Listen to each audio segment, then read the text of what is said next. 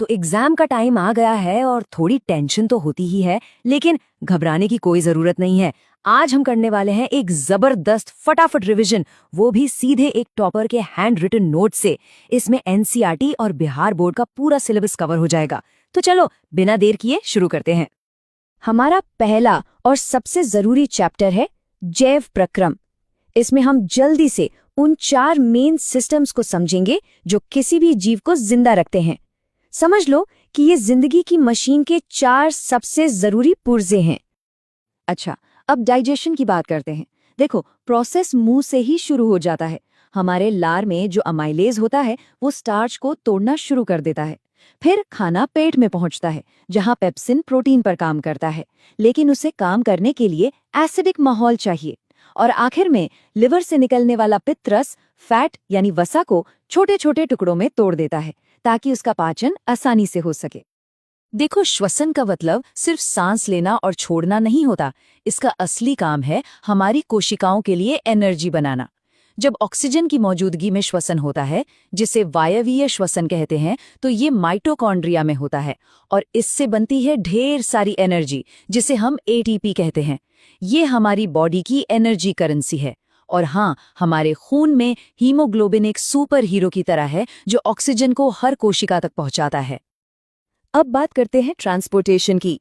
पौधों में जाइलम पानी को ऊपर ले जाता है और फ्लोएम बने हुए खाने को हर हिस्से तक पहुंचाता है। इंसानों में हमारा दिल एक पंप की तरह काम करता है। एक बात हमेशा याद रखना, धमनियां यानी आर्टरीज दिल से साफ खून को दूर ले जाती हैं और शिराएं यानी वेन्स गंदे खून को वापस दिल तक लाती हैं। हमारे शरीर को साफ रखना भी तो जरूरी है ना? यहीं पर काम आता है उत्सर्जन तंत्र। हमारी किडनी यानी वृक्क खून में से यूरिया जैसे खराब पदार्थों को छानकर अलग करती है, और ये कमाल का काम करने वाली छोटी छोटी यूनिट्स को नेफ्रॉन कहते हैं।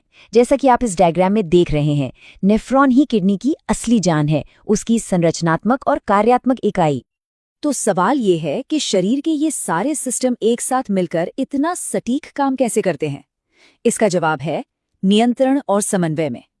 तो चलो अब देखते हैं कि हमारा नर्वस सिस्टम और हमारे हार्मोन्स मिलकर पूरी बॉडी को कैसे कंट्रोल करते हैं। तो देखो, हमारे नर्वस सिस्टम की सबसे छोटी लेकिन सबसे जरूरी इकाई है न्यूरॉन। जब कोई मैसेज एक न्यूरॉन से दूसरे तक जाता है, तो उसे बीच में एक छोटी सी खाली जगह पार करनी होती है, जिसे कहते हैं सिनैप्स। यहीं पर असली जादू होता है। इलेक्ट्रिकल सिग्नल केमिकल सिग्नल में बदल जाता है ताकि मैसेज आगे जा सके। और ये स्लाइड देखो, इतना बढ़िया समझा रही है। मैसेज को डेंड्राइट पकड़ता है, फिर वो एक्सॉन से बिजली की तेजी से गुजरता है और फिर सिनैप्स पर अगले न्यूरॉन को पास कर दिया जाता है। ये एक सुपर फास्ट इंफॉर्मेशन हाईवे की तरह है। हमारा दिमाग हमारा कमांड सेंटर है। अग्र मस्तिष्क यानी फोरब्रेन सोचने, याद रखने जैसे सारे कॉम्प्लेक्स काम करता है। पश्चिम मस्तिष्क में जो अनुमस्तिष्क यानी सेरेबेलम है, वो बॉडी का बैलेंस बनाता है, जैसे जब हम साइकिल चलाते हैं। और मेडुला उन चीजों को कंट्रोल करता है जिन पर हमारा ध्यान भी नहीं जाता, जैसे हमारी दिल की धड़कन और सांस लेना। सिर्फ नर्वस सिस्टम ही नहीं, हार्मोन्स भी हमारी बॉडी के साइलेंट कंट्रोलर हैं। पौधों में ऑक्सिन उनकी ग्रोथ में मदद करता है और एथिलीन फलों को पकाता है। जानवरों में इंसुलिन ब्लड शुगर को कंट्रोल में रखता है और एड्रेनलिन हमें इमरजेंसी के लिए तैयार करता है, जिसे हम फाइट और फ्लाइट रिस्पॉन्स भी कहते हैं। चलो अब एक बहुत ही मजेदार टॉपिक पर आते हैं, जनन और आनुवंशिकता। मतलब कैसे एक पीढ़ी से दूसरी पीढ़ी तक जिंदगी आगे बढ़ती है और कैसे माँ बाप के गुण बच्चों में आते हैं। फूलों वाले पौधों में यह प्रोसेस 3 आसान स्टेप्स में होता है। पहला, परागण, जिसमें परागकण एक फूल से दूसरे फूल तक जाते हैं। दूसरा, निषेचन, जहां नर और मादा युग्मक आपस में मिलते हैं।